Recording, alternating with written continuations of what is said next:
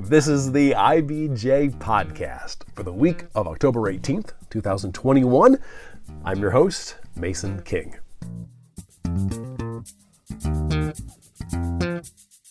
Welcome back to the podcast, everybody. As you know, since its creation in 1909, the Indianapolis Motor Speedway has been a proving ground for automobile innovation. Ray Haroon, the winner of the first 500-mile race at the Brickyard, is believed to have invented the rear-view mirror, or at least the first one used in a race. That was 1911. Let's fast forward 110 years. Another historic first is scheduled for October 23rd at the track, a competition of state-of-the-art autonomous race cars driven entirely by computer programs written by 9 race teams. This is the Indy Autonomous Challenge. There will be no joysticks or remote control consoles, no human intervention. The open-wheel cars will be outfitted with sophisticated sensors to provide a wealth of data on their surroundings and other elements. They then will rely on their programming to race around the oval at speeds that are expected to reach at least 100 miles per hour. The 9 teams will be vying for a prize purse of $1 million. Now, the challenge was concocted by the Indianapolis-based not-for-profit Energy Systems Network, and the network's mission is to develop the state's energy technology sector while promoting its manufacturing and research capabilities. As a result, it's deeply involved in mobility. Now, for the challenge, it hoped to bring together public, private, and academic institutions to challenge university students from around the world to invent and prove out a new generation of automated vehicle software. It initially attracted dozens of teams, which since have been whittled down to 9 entrants, and they include what you would consider the home team, Black and Gold Autonomous Racing, made up of students from Purdue University, IUPUI, and West Point. For this week's podcast, we'll speak with Paul Mitchell, President and CEO of the Energy Systems Network, about how the challenge will go down and what could come of it. And we'll also speak with Michael Saxon, Managing Director and Team Principal of Black and Gold Autonomous Racing, to get a sense of how they're gearing up for the challenge. I'd like to welcome to the podcast Paul Mitchell, President and CEO of the Energy Systems Network. Thank you for making time for us today. Glad to be here. So I've been trying to envision what this event will look like. So if I go to the track on October 23rd for the final competition, what will I see? I know there's a robot dog from Boston Dynamics that will be the official flag waver, which is good because I can get some buy-in from my 5-year-old to go to this thing. Exactly. But then how does the competition unfold? What do we know at this point? Well, first of all, what I'd say is that we've tried to make this event compelling from the moment you enter the Indianapolis Motor Speedway grounds until you leave. And so certainly the on-track competition is the pinnacle of the day. But for people that will be there, the gates open at 10 in the morning, and we have companies from around the world that are leaders in robotics and automation, including, as you suggested, Boston Dynamics, that's bringing Spot, their robot dog, as well as some other robots. But lots of other companies. Cisco is our presenting sponsor, Luminar and others, as well as our 9 competing teams, which are made up of 21 universities, will be occupying the gasoline alley garages. So if people are familiar with the Indianapolis Motor Speedway, people sometimes refer to these as the F1 garages because they were built during the time when F1 was running at the track. And so in those garages, there'll be interactive displays that fans can come and see, can interact with and learn from. And then in terms of the on-track activities, we're going to have, an opening ceremony that will, I don't want to give away all the details yet because we may have more to say, but it's going to sort of mirror some of the pomp and circumstance that you see at the Indy 500, but with some unique features like a robot flag waving dog and some other things that will be familiar, but sort of a new spin on the old familiar. And then the competition itself, it's high speed, fully autonomous race cars, no human interaction. We've had teams that are in excess of 100 miles per hour, and we expect them to be that or faster going around the track. And we know that our competition will be compelling. We haven't announced the final rule set yet, but we're working on that. But we know that it'll be high speed laps, autonomous teams competing with each other. And at the end, we plan to give out $1 million in prize purse to the winners of the competition. I know the original objective was to have head-to-head racing. Yeah, the cars competing on the track at the same time, but that might not be the case this time. Yeah, it's really too soon to say, and I know that sounds crazy because it's only a week out. But our teams are quite literally day by day, hour by hour, progressing where they're at. We have had teams that have been on the track at the same time and have been doing passing. We're trying to see whether or not we're at a point where that is a reliably consistent outcome and something that would be entertaining and compelling. We know that one car on the track at a time is, and we've been doing that for several months now at increasing speeds. So we started out 40, 50 miles an hour, which isn't all that exciting, and up to 100 now it starts to get very exciting. So whether or not we have more than one car on the track at the same time to be determined. To the extent we do, it's going to be two cars and passing. It's sort of a passing competition. What we're not going to have, and we just aren't there yet from a technology validation standpoint, is all the teams on the track at the same time, racing each other at full speed. Do you have a sense of how you determine who wins? Yeah. So, I think we haven't released the final rule set, but what I can say is that, speed is going to matter. We launched this competition to really validate multiple things, but two really important technical challenges of high-speed automation, right? Being able to operate a robot vehicle, in this case, a race car, autonomously at extreme high speeds, over 100 miles an hour, faster than you're supposed to at least be driving on the highway.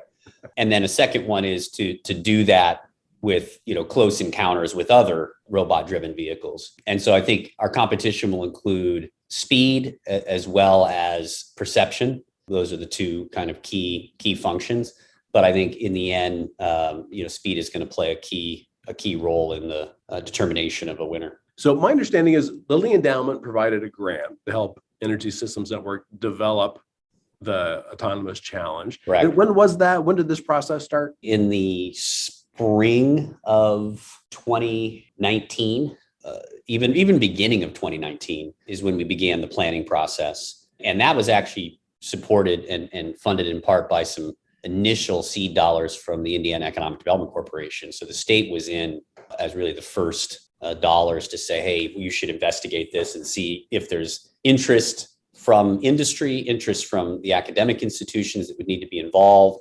Obviously, we needed interest from the Indianapolis Motor Speedway. And then as we got into the fall of 2019, that's when we approached the endowment, and we had a pretty compelling set of stakeholders that were interested. Indianapolis Motor Speedway, a number of companies that had signed on and showed interest, as well as a number of universities that were prepared to sign up for the competition if we could announce it. And so the endowment's grant to Energy Systems Network gave us the resources and the ability to say, we have the prize money, we have some dollars to get up and going. And that allowed us to announce the competition, publicly, and the reception was tremendous. I mean, we had more than 41 universities sign up in February of 2020 to be involved in the competition. And many of those universities stuck with it all the way through, the first year plus of the competition, which was really operated virtually with a lot of simulation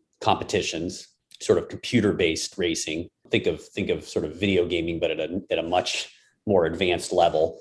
And so they got a lot of benefits out of it. And then the field of universities and the field of teams naturally reduced as we got to the point where teams had to decide if they wanted to purchase a car and begin actual on-track validation and practice and begin, running these race cars eventually at the Indianapolis Motor Speedway over the summer. What's really interesting to me is, this is such a big idea, and it's an idea where you really have no clue what you're going to end up with. You just know. 2 years into the future, we're going to get inputs or outputs here that we're just not expecting. Yeah. So what did you hope to get out of it at the beginning? We wanted to do something at the Indianapolis Motor Speedway And then the question was, well, what does that need to include? How do you create a competition that's compelling and that you'll get people to participate in? And there we really took a page from the DARPA Grand Challenge, which was held in 2005 and 2006. That challenge, also for $1 million, was organized by DARPA, which is part of the U.S. Department of Defense. And universities competed to develop then the first autonomous vehicles. And at that point, the goal was just to operate autonomous vehicles around a course out in the desert at very low speeds. But it worked in the sense that it got top research universities to focus on it, to get the talent to commit to building out the technology needed for that type of a competition. And it also attracted a lot of industry partners and sponsors. And in the end, resulted in the creation of a lot of new IP, a lot of new companies were formed out of that. So our feeling was, if we could do something like the DARPA Grand Challenge, but do it at a compelling venue like the Indianapolis Motor Speedway instead of the middle of the desert in California, that we might be able to generate a lot of momentum and interest that would also have long-term benefits for the state of Indiana, and specifically around attracting top talent to the state, helping launch companies, helping connect sponsor companies to the state of Indiana, get some of our research universities involved. And I should note Purdue and IUPUI are combined on one of the teams that's competing. So there was a lot of goals and objectives that fit with things that the IEDC and the Lilly Endowment, care about, and that frankly, Energy Systems Network, our organization, and the broader Central Indiana Corporate Partnership are involved in and care about. So you have 9 teams that will be competing on the 23rd. All of the teams started with the same stuff, is my understanding. I mean, you eliminate variables by giving them all the same vehicle and the same hardware. Correct. So what did they start with? So all 9 teams have essentially the same race car, right? And then what they're responsible for is developing and training and really, I'll use racing terms, training and coaching the robot driver, which is the software that they develop. And these are basically algorithms that make decisions using artificial intelligence and machine learning to pilot these race cars. That's the original work. I mean, that is where they differentiate themselves, is in the programming. Correct. I mean, correct. you could have 2 teams that have completely different approaches to that. It's up to them. Correct. Yeah, we do. I mean, there's some base software building blocks that I think most of the teams are probably pretty consistent in how they approach, but then there's a lot of differentiation in how they approach the algorithms. And frankly, the teams bring a lot of experience and areas of research focus that some are maybe better at localization, which is trying to understand where the vehicle is at any given time on the track or on the course. Others may be better at obstacle detection or sensor fusion, basically the ability to take information from the sensors which are on the vehicle and determine whether an obstacle is real or if there's a mistake being made, whether that obstacle is a moving car or a barrier. And then, also, high-speed decision-making, basically high throughput decision-making. Those are all, different skills that are required. And some teams are better at one of those areas than others. We've seen some teams that it seems pretty clear they're really good at going fast with a straight racing line. Other teams maybe are more competitive around, overtaking and are really eager to get to the point of multi-vehicle passing because that's what their core competency is. So who built the car? But in terms, as you said, in terms of the vehicles, they're all the same. That was an important decision we made early on. Just to go back to the DARPA Grand Challenge, there the universities developed their own vehicles. So people showed up to the desert, some with a autonomous Humvee, others had, I think there was an autonomous motorcycle that was in that competition. I don't think it did very well, but it was, got a lot of attention. And we talked at the beginning about whether this should be something where the universities develop their own vehicles and then run them at the track, or whether there should be a spec vehicle with common components and technology. And both the universities and frankly, acknowledging the limitations of what we could achieve in a 2-year period, came to the conclusion that developing a common vehicle made a lot of sense. And so the vehicle itself, has state-of-the-art technology on it.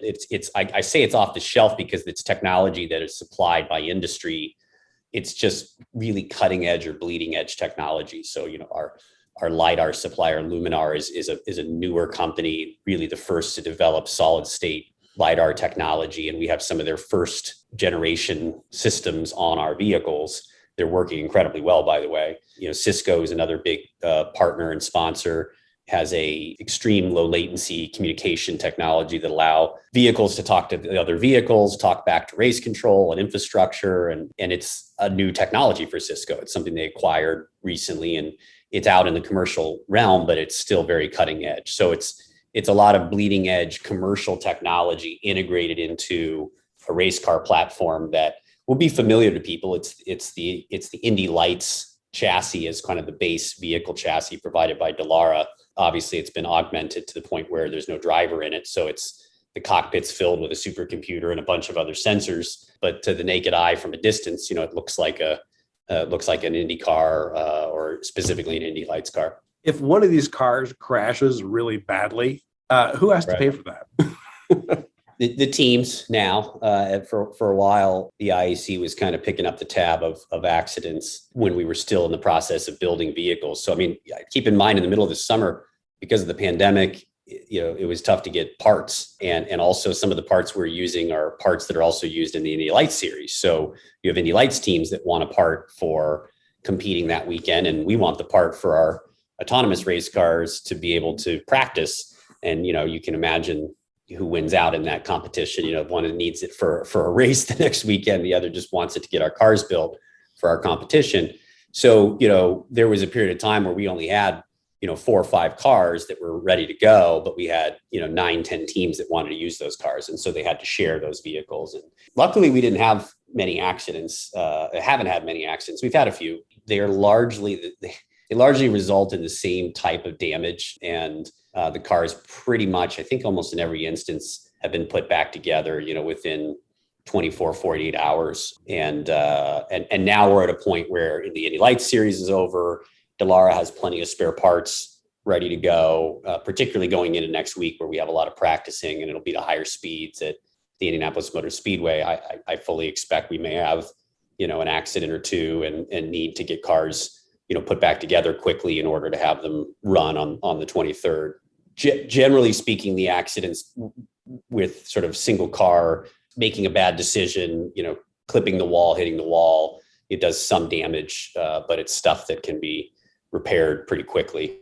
And how much is each car worth? Well, what we've said is that, these cars are worth over $1 million. The benefit of this being a competition that is proving cutting edge technology is that a lot of the value, particularly the autonomous systems, the hardware, some of the software that allow the car to operate autonomously are being donated by sponsors. And also some of the more traditional parts of a car that you just assume is maybe not specific to automation, like Bridgestone is a major sponsor, and they're providing all the tires for free, right? And it's not just a regular tire, it's an advanced tire they developed. It's got sensor technology in it. It's something they actually want to validate in autonomous vehicles. They want data on how their tires, operate on autonomous vehicles. So they actually have a tire specifically for an autonomous vehicle. They have a tire that they've kind of put together for this competition, but more specifically, they have tires that have sensors in them that they're using in commercial applications. But they're particularly interested in, are there differences between the wear and tear and how those tires perform if a vehicle is autonomous versus human driven? In theory, maybe there's no difference, but when you get down to really specific granular data, maybe there is a difference. And I think that's the kind of thing they're trying to determine. And our technology on our vehicles is incredible in the sense that, we're getting real-time information about telemetry, about the engine, about all the different sensors, the supercomputer, where the vehicle is at a very minute level using different perception systems in real time. There's a lot more data coming off these vehicles than is on an Indy car, for example. And frankly, a lot more than is on even advanced vehicles that you or I might drive down the road. So the cars are over $1 million in value per vehicle. Okay, so the data gleaned from this event, is this going to go directly to the ongoing development of autonomous driving technology? Yeah, I mean, there are innovations that are taking place right now that have already improved core technology on these vehicles. Yeah, I'm not going to give specific examples because I don't want to give the impression that our sponsors' technology aren't outstanding, but the technology on these vehicles are bleeding edge, meaning that there's still issues that need to be worked out. And several of the systems and subsystems, hardware, software that are on the vehicle, didn't function or didn't operate the way you read the manual and says it's supposed to operate out of the box. And some of that may be the integration of that technology, but we're pretty confident that our teams, once they've got their hands on these things, have made stepwise improvements that have allowed those sponsors to get direct benefit that they can use to improve their commercial technology today. Then looking forward, yes, the data and the experience that's being gained, these universities take that back. They further iterate on it in their labs and in their at their home campuses. And we're going to see improvements down the line in what research is able to do vis-a-vis automation as a result of this. And then I think one of the most important things we don't want to miss is the talent development, right? The top AI, machine learning, data science talent that has chosen to participate in this competition for the last 2 years, who is eating, sleeping, breathing this, who are living in Indianapolis and have been here since June, working 12, 14-hour days sometimes. Their experience level when they go into industry is going to be outstanding, right? No knock on their counterparts who didn't do this kind of a competition. But if I'm hiring talent and I know that the person I'm hiring was in the Indy Autonomous Challenge and figured out how to get one of these cars to compete and was under the stress and pressure and problem solving and team working that's required, I'm going to have a really, really outstanding person that I'm going to be adding to my organization. So the talent development and where our race team members go in the future, the kind of companies they start or the companies they improve, I'm going to be excited to watch that. We certainly saw that with the DARPA Grand Challenge. And our hope is that we can lure as many of those folks to stay here in Indiana. Well, best of luck to you. And let's hope for clear skies. Absolutely. Fingers crossed. All right. Well, thank you so much, Paul. I really appreciate your time. Thank you. Take care.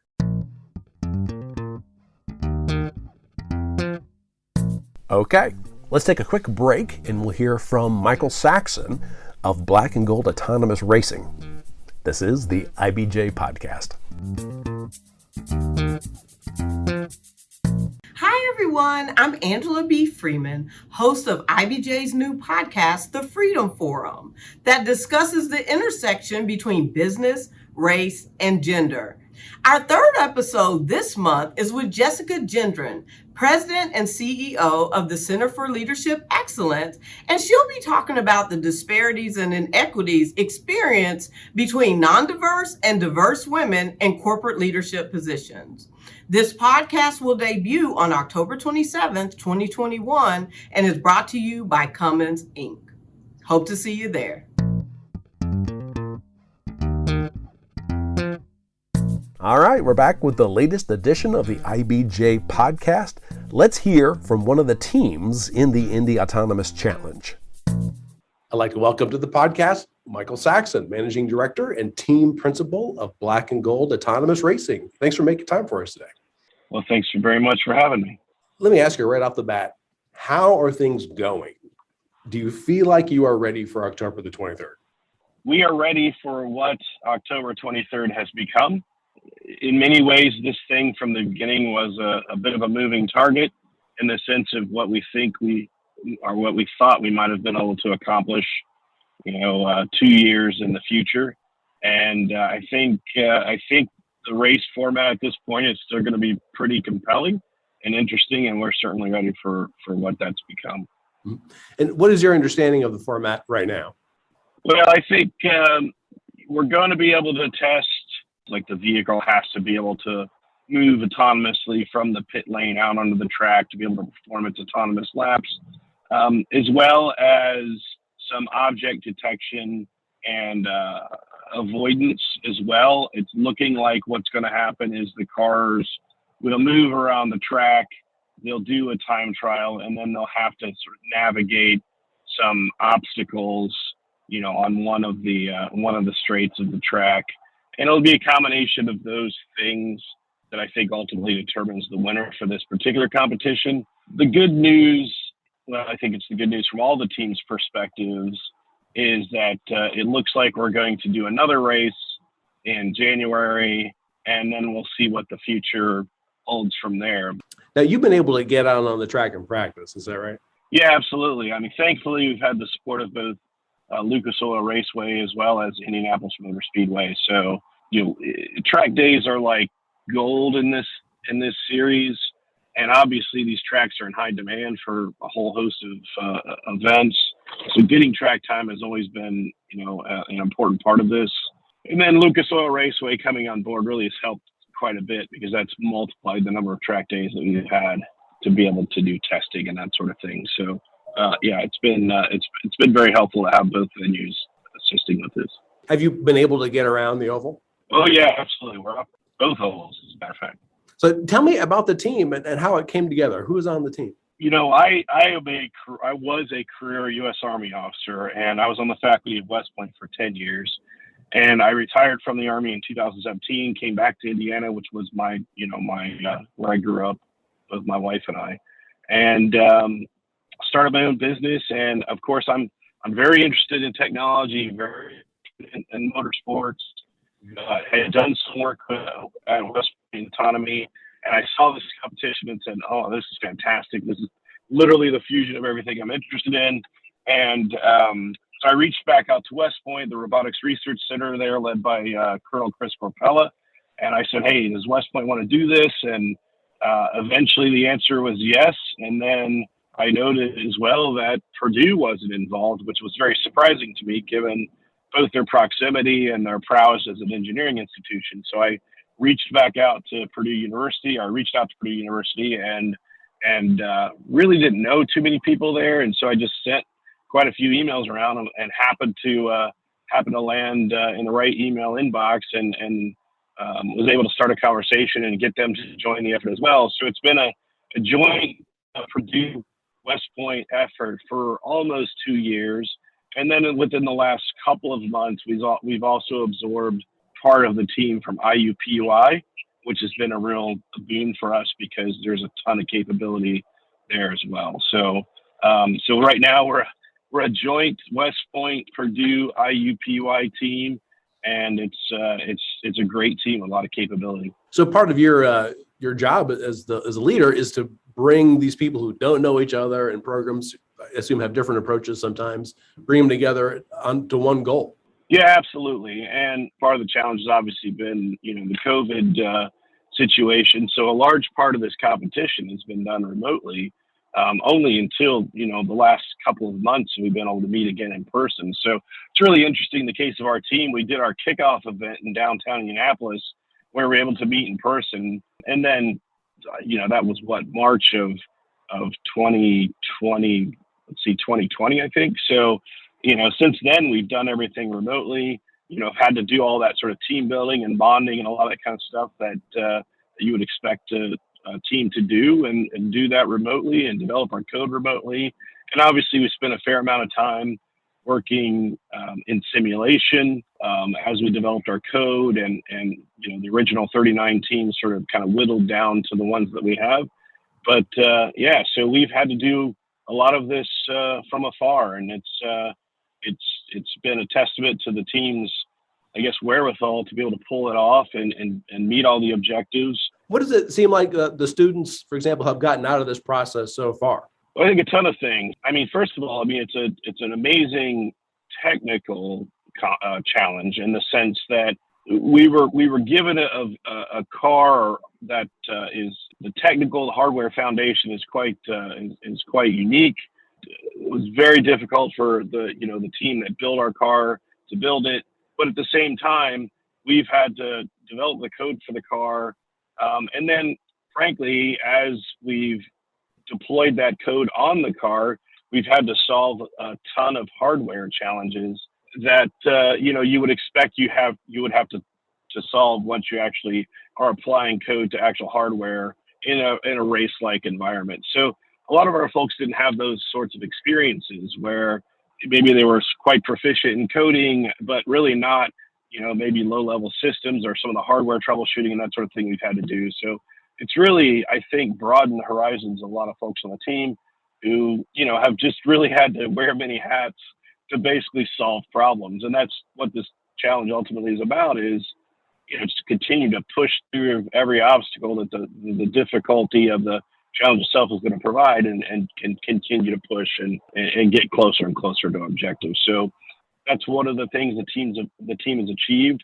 And of course, there's this larger issue of, project management and people stepping into roles that maybe they don't traditionally step into. We've approached this team from the beginning as like a race team.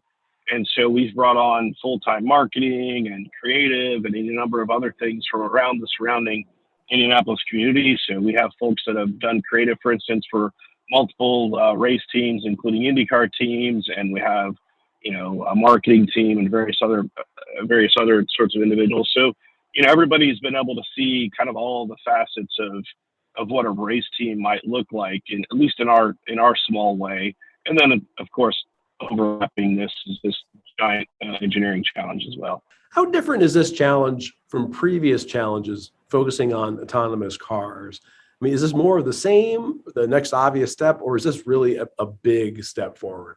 Well, I think once these teams achieve what we hope to achieve, it'll be a giant step forward. I mean, it's an edge case for sure, but we're really in a situation where, as these cars increase in speed, you're really on the outside edge of what computing is capable of.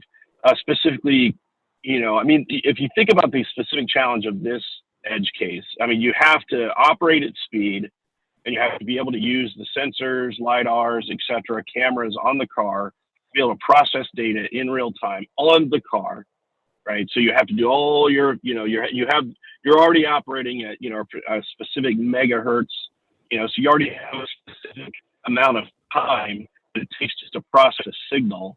And then you have to send that through a network into an onboard computing platform, compute, execute your code, and therefore make decisions, and then send that back to the car, drive-by-wire system for it to be actually able to respond.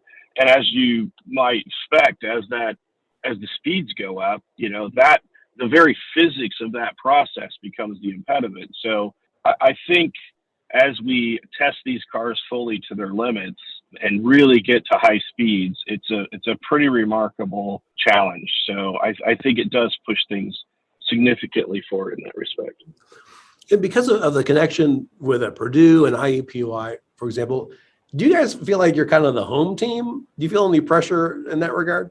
Well, yeah, it sure seems like we're the home team. And, that's part of what I think motivated our participation in the first place, which was, this is our hometown. And, we believe that Indianapolis Motor Speedway, is the motor racing capital of the world, right? So if there's things like this going on around us, we need to be a part of them.